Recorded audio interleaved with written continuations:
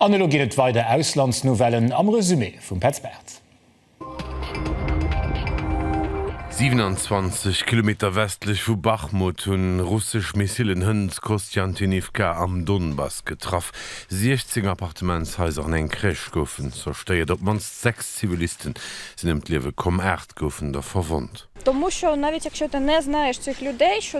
Sogar wenn die Leute nicht kennt, die umkommen, da versteht ihn direkt, dass alldach Leute so stirben. Ja, ich habe sie selber nicht kannt, aber ich habe gesehen, wie sie Überreste weggeholt haben.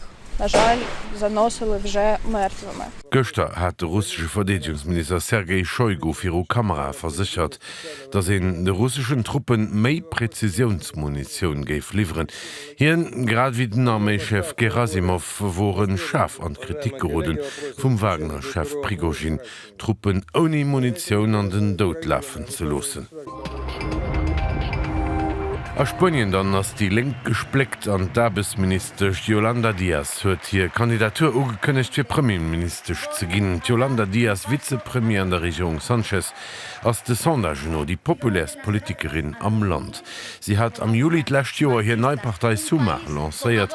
Sie stung schon mat ihrer Partei Podemos, méi weit links wie den sozialistische Premier Pedro Sanchez. An de freie Moresstonnen haut huet den israelsche Militärpositionen zu Homs a Syrien aus der Luft attackiert. Den Explikationen vum Premier Benjamin Netanyahu no wären net Kaseren an den Militärflughafen gewircht, wo sich Verbänden vun der revolutionäre Garde vun Iran opgehall hätten.